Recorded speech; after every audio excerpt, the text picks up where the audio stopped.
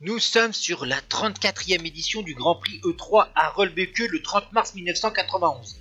Tout d'abord, la course a été animée par un seul homme, Nico Edmonds, un Belge de la formation Mapei Class qui a obtenu jusqu'à 9 minutes d'avance sur le peloton. Pour rappel, Edmonds avait remporté la 13e étape de la Vuelta 1990 en solitaire et en baroudeur. Ensuite, 4 coureurs vont sortir du peloton: Ballerini, Verhoeven, Peter Farazin et Benjamin Van Etterbeek. Ils vont être rejoints quelques kilomètres plus tard par Marc Sergent. On aura donc 5 coureurs à l'avant de la course. On va passer notamment le Klasper et le vieux Quaremont. Mais attention, le final, les derniers kilomètres sont tout plats vers Rolbeke. Et là, les équipes de sprinteurs, après le long secteur à travers les Ardennes flamandes, va pouvoir s'organiser, toutes les équipes de sprinteurs. Alors que les spécialistes des classiques flandriennes, Lyon, Danens ou encore Vermont, vont tenter de faire la différence dans le peloton, mais aucune différence n'est faite. Maintenant, place au final tout plat en direction d'Arolbeke.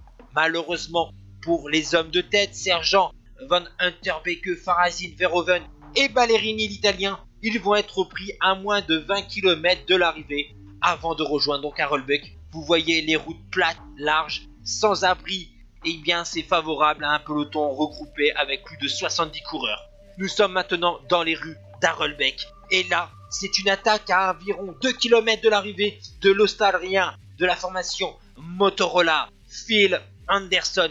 Derrière, alors qu'on s'attendait qu'il allait attendre le sprint, c'est un coureur de la formation Panasonic. Il est allemand, c'est Olaf Ludwig, champion olympique en 1988, vainqueur d'une étape du Tour de France 90. C'était la 8e étape. Et bien, l'allemand de la formation Panasonic va revenir sur l'Australien de l'équipe Motorola. Il va lancer le sprint à 500 mètres de la ligne, surpuissant. L'Australien ne peut pas revenir dans la roue de l'Allemand. Et l'Allemand, en poursuiteur, en spécialiste de la piste qu'il était, s'impose sur ce Grand Prix. Sur ce Grand Prix E3 à Rolbeke devant Phil Anderson. Uwe Raab, un autre Allemand de la PDM, règle le sprint du peloton devant le Belge Hendrik Redant.